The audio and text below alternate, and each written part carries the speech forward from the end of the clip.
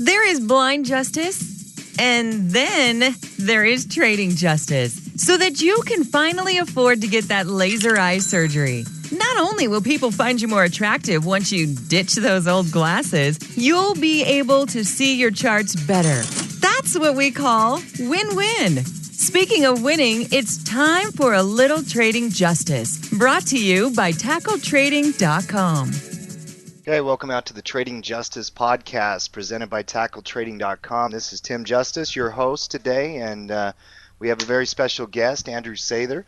And Andrew, if I'm not saying your name right, you can correct me on the last name. Is it Sather? Is that correct? No, that's good. Yeah, that's Is it cool. Good?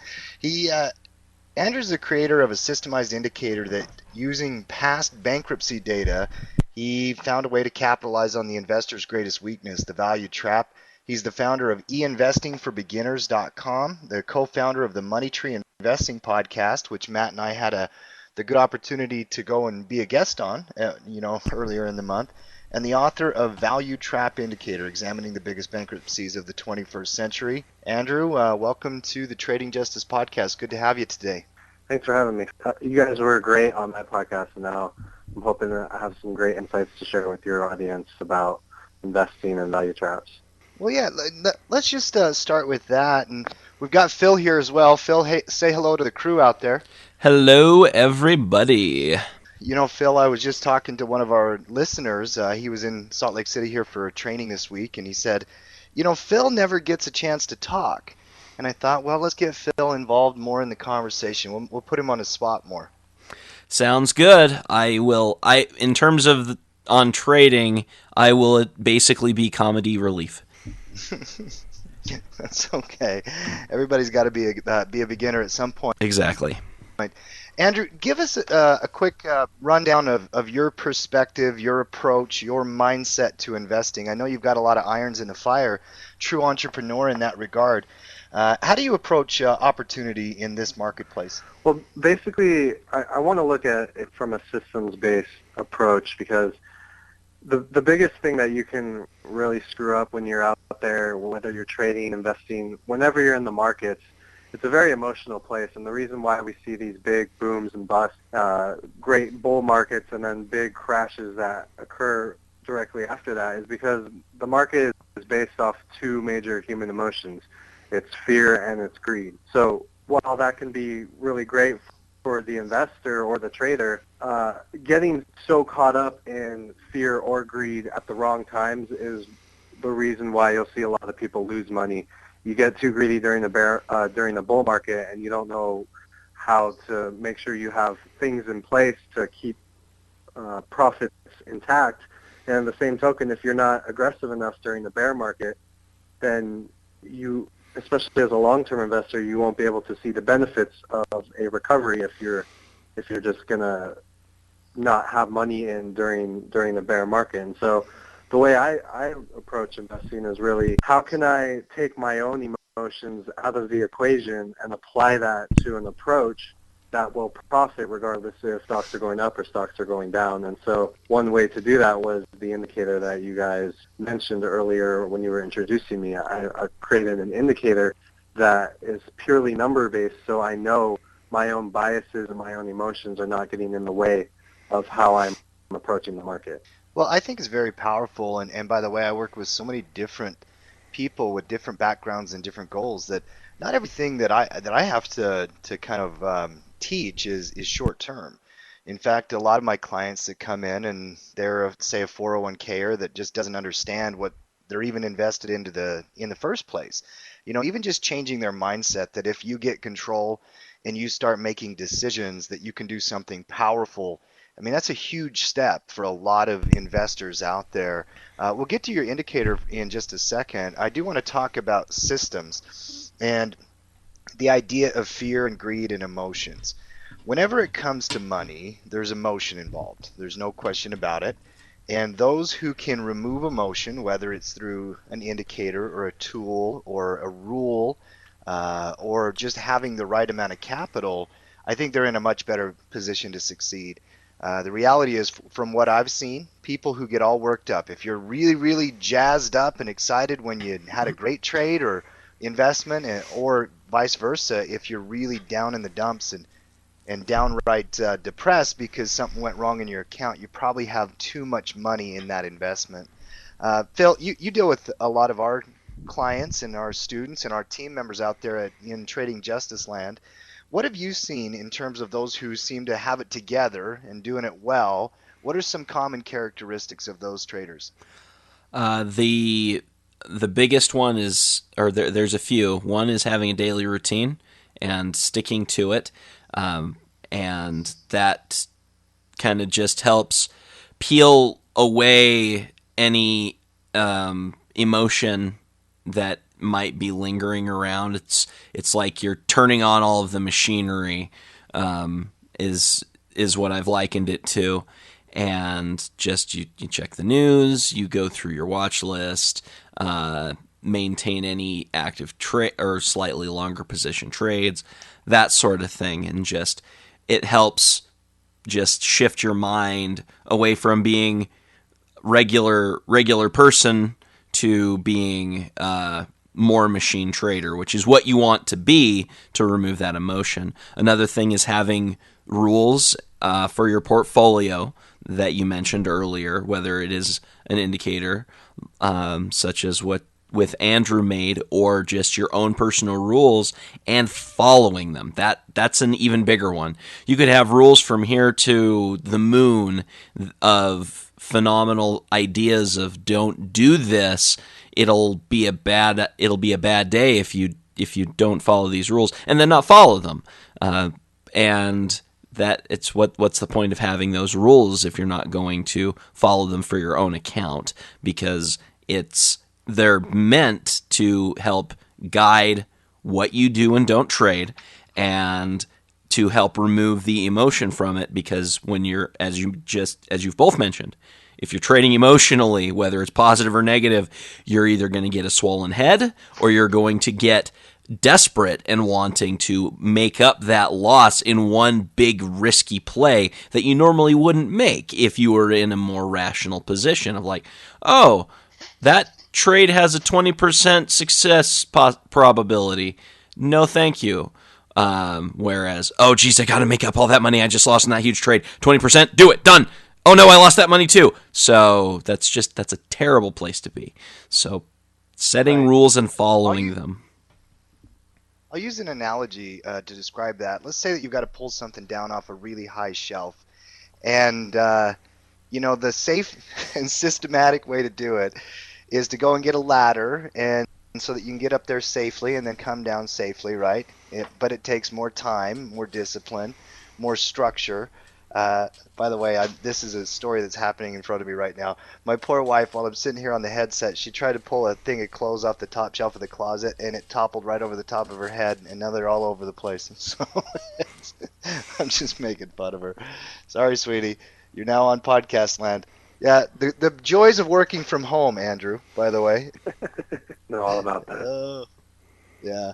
Anyway, so I want to get Andrew in on this one. Andrew, what are some of the common characteristics of good investors that you've seen? Because you deal with people from all kinds of different backgrounds, people that don't do stock trading or investing in the markets, but maybe other types of entrepreneurial activities.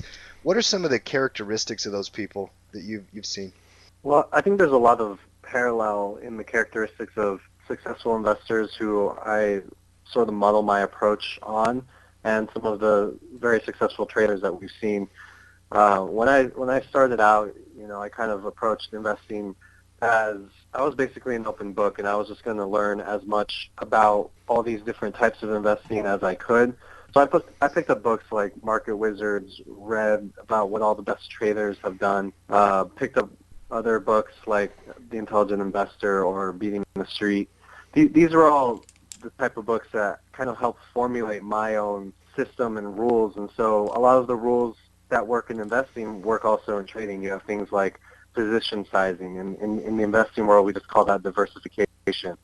It's a great way to mitigate risk. But really, to answer your question about what are some of the great characteristics, I think having patience and having a long-term approach is really crucial. And then what I've seen from a lot of the investors that are able to outperform the market are able to have a contrarian approach.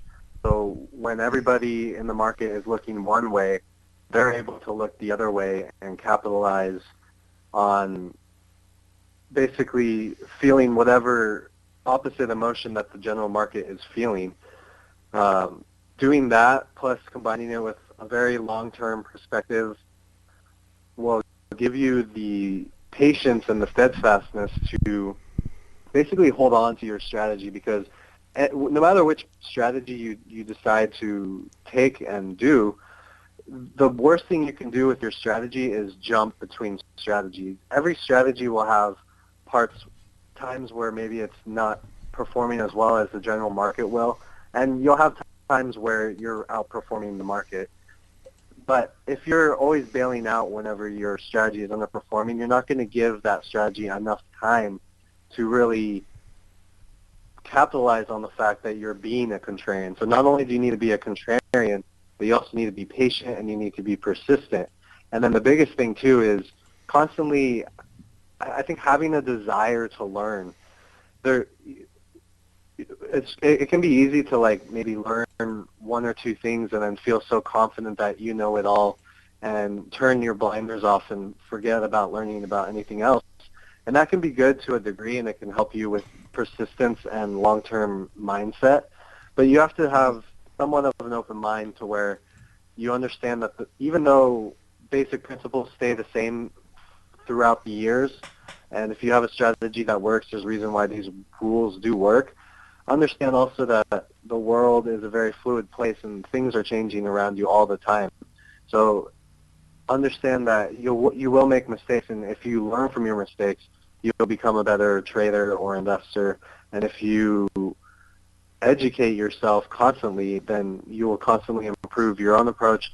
I mean, I've found I'm constantly revising how I approach the market just based on the fact that the market's not always the same, and so you need to be flexible but at the same time persistent. So there's a big balance that needs to happen where you're having a long-term perspective, but you're also staying true to your strategy and being open to be flexible on the details, if that makes sense.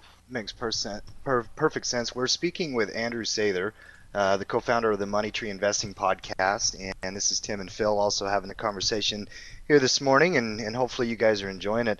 A couple of things that are really standing out in my mind. I think what you said is perfect. I mean, you have to be somebody willing to learn and study and work their tail off to get these ideas. But you also have to have a natural contrarian view to say, okay, this is what possibly everybody else is doing, and so I'm going to focus on this area. I'll give you a good example of that, Andrew. I think in trading, there's a classic example in the options market, and that's where a lot of people will rush in and buy options. And they're taught that, and they get really excited and greed and dollar sign in their eyes, saying, oh, if I buy a call, I control a stock with a lot of leverage. I can do it cheaper. If I buy a put, I can bet the downside and make a lot of money. But the reality is, in my experience, 80 to 90% of people who only buy options lose money.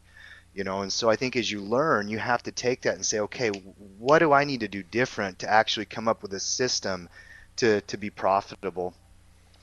I do want to shift gears at some point here and talk about the economy. Andrew, I know that as an investor you do watch this stuff. We've been going up a long time, and we're now starting to see some volatility. Federal Reserve decided not to raise interest rates in September of 2015. What's your take on all this stuff? My take is I try to take as less of a take as I can, and just really try to focus on what's going on in my own portfolio.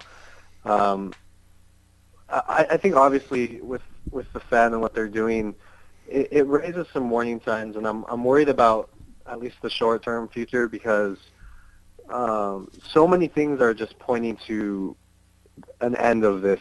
Not only do we have, if you look at like the cycles of the market and what's going on with bears and bulls, we're approaching the end of a very long bull market, and that's obvious. So it's almost as if we're due for a bear market, and we've seen some uptick in volatility lately. Not only that, but if you look in a longer cycle, you have like you have like leveraging and deleveraging cycles that happen throughout not just the bear and bull market, but they span much longer time periods. And so we're approaching now what's almost this 80 to 100 year cycle of leveraging and deleveraging that is coming to a head, and that could cause some significant issues. The most recent time we saw such a long-term leveraging and deleveraging cycle happen was during the Great Depression. And so you have short-term cycles that kind of point towards uncertainty up ahead. You have long-term cycles, and then even the basic presidential cycle that we saw this last time when Bush finished up his presidency and Obama took over. Maybe what was decided recently in the Fed has a lot to do with politics and not so much what's going on in the economy. Mm-hmm. And so once a president wants to look good near the end, but then, so the president, whoever's president now or who's in charge now is not going to let everything unfold while they're still in office. And so whoever takes over for the next 4 or 8 years will probably see the brunt of the consequences of the previous president. So, and there's numbers and everything based on what the market does depending on what year of presidency it is and all that good stuff. So nothing is for certain, and obviously what we're just talking about here is purely speculation and just based on some observations that we've seen in the past. The thing about the markets and the economy in general is there's such huge and complex there's such huge and complex things that you can't be certain that what's happened in the past is going to happen in the future, and you can't really be certain of what particular events are occurring is going to directly affect the outcome. And so what I've done specifically for myself is just understand that there's always going to be uncertainty and there's always going to be different economic stories, but if your strategy stays the same during those things, then you will be fine, because as bad as it's going to get, and I'm sure we'll see it get bad soon, we'll start to see companies go bankrupt, and then you'll start to see more volatility. Those kind of things have this whirlwind effect in the economy, and so basically as the flow of money decreases, you'll start to see asset prices really drop, and that can have really adverse consequences for you if you're not prepared. And so the biggest thing is being prepared and understanding when to shut off the noise and when to pay attention. I agree with a lot of that. The one thing I will say, though, is that it feels like a lot of times, especially you're a broadcaster, you run your podcast, we get into a position where we're very hesitant, aren't we, to throw an opinion out there because we don't want people to take it the wrong way and run with it. And I think that as a seasoned investor and trader and somebody who's dealt with money and also teaching people, the one thing I would tell everybody out there that's listening is that what Andrew said is perfectly right. Just because there is a cycle does not guarantee that we are going to see it topple over at some exact point. Remember that. I mean, and you can't predict the future to a degree that you can just put all of your capital out there, which goes back to our original conversation. This is why you need a system. This is why you need to keep emotions out of it. Over the years, Andrew, I've had conversations with people, and the ones who get into the biggest trouble, the ones who just end up losing and did not do well with their investing, is when they over leverage. That's the easiest answer. This is the simplest group of people that just don't have a chance. If you risk too much money, in the wrong strategies, and you don't have a way to deal with the capital or the risk or know how to get out if you're wrong, you'll end up losing in investing. And the second ones I would say are those who get too stuck on one worldview and they can't change as the markets change. Whether that's up to down or down to up or vice versa, volatile to not volatile, you name it. Phil, I'm going to bring you in here because you've you've dealt with a lot of people out there and changing, opportunities in the marketplace, not just stock investing, but also entrepreneurial. A lot of your friends going back to the foundry and that, some of the most successful ones, they found a niche as new market conditions changed. What do you think is in the psychology of that? Is it just somebody who's creative and curious? Is it just simply hard work? I mean, what makes it to where somebody can change with a new market and take advantage of it? I would say it's a learned skill more than anything. There are some people that might have it that it comes naturally to them out the gate, and it doesn't really need much polish. But the biggest thing is, I am very much of the school entrepreneurship, and that kind of adaptability can be taught. It isn't something you either have or don't. Now, whether the drive to learn those skills, that tends to be down to the person of whether you want it or not. Because I know plenty of people like, why are you running a business, Phil? No, that sounds awful and stressful. Yes, it is awful and stressful, but it's a great time and a lot of fun too.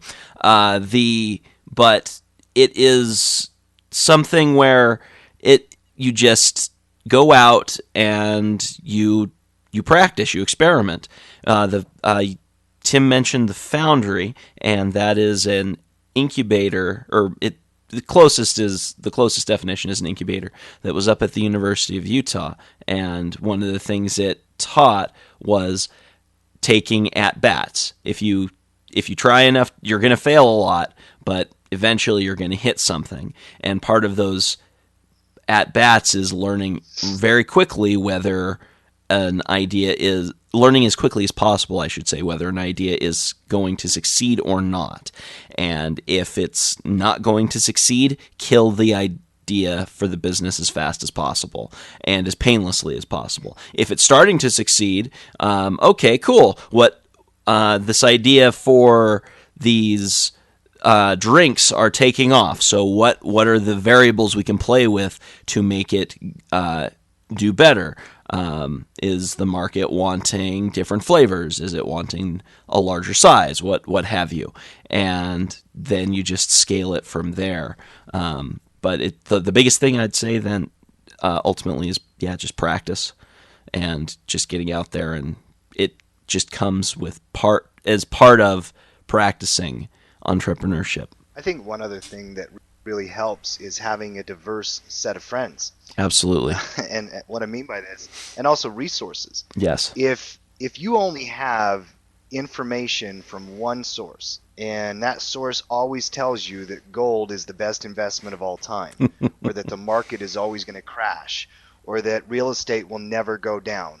If you only take information from one source and you run with it, I think that's a mistake. I think that in life, the reason why we build teams and the reason why we bring people in from diverse backgrounds and the reason why I love the tackle trading community so much is that you get all of these diverse opinions and outlooks and perspectives on life, and it allows us to make sure that we're seeing things in different ways. I mean, open-mindedness is a cliche, right? Think outside the box. I think common sense really is an uncommon thing when you really get down to it. And you have to work at it. I'm with you guys 100%. It is something that's learned and worked on, because the second you become complacent, just believing that what I've always done will always work in the future, I think that's a mistake. Andrew, we've got probably just a couple more minutes here. Let me ask you a couple of things. How would you direct somebody who's brand new, getting into the stock market for the very first time, converting their 401k into a self-directed IRA?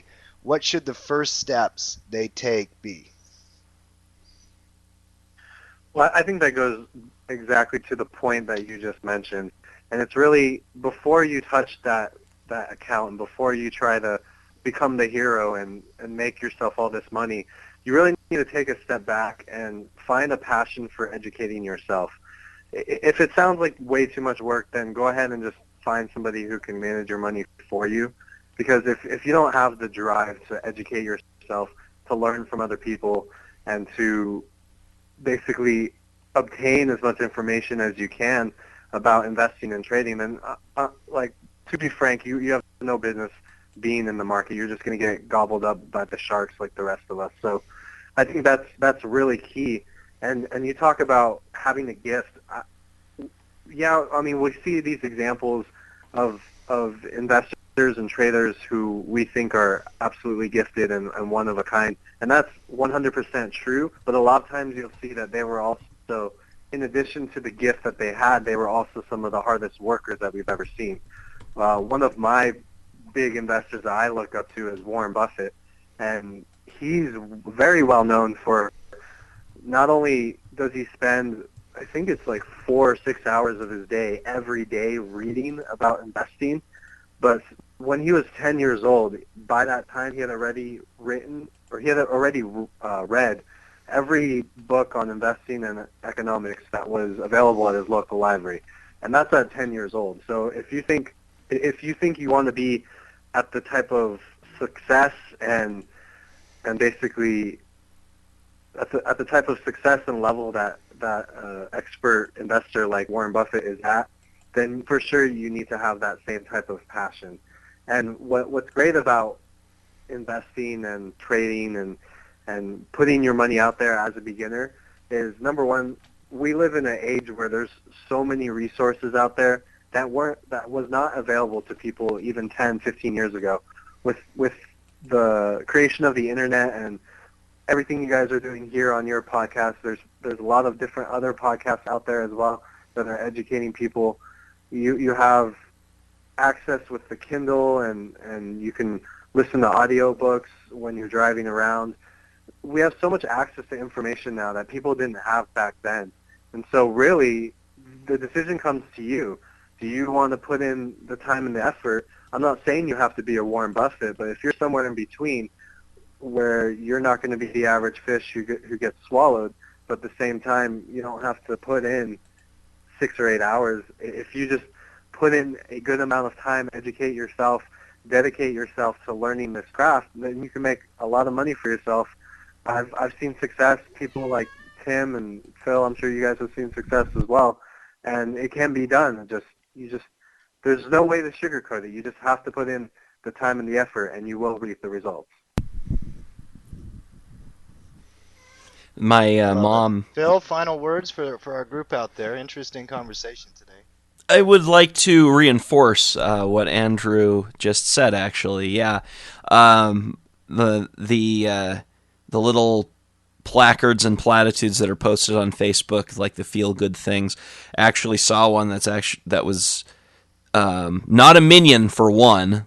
Those little yellow devil Twinkies. It wasn't a minion, and it actually had a decent message to it. And the thing, good things come to those who, and wait was crossed out, and work their asses off was written in like blocky marker instead. And yeah, you can have a talent for something, but you got to work at it. You're gonna fall, you're gonna fail, but when you're starting out, your failures will be small, and they should be inoffensive and not painful. Being wrong isn't a failure. That's another thing that people, or just society in general, kind of ingrains us to, unfortunately, that needs to be undone, is failing isn't a bad thing necessarily, or being wrong, provided you're open and receptive to being coached and just, okay, so what is the right answer? So just keep practicing. It's all about time. 10,000 hours, I believe, is the expected amount of time to become a true expert at something. And I'm going to pull up a calculator here real quick because I can't do big number math in my head. 10,000 divided by 24. That is 417 days nonstop.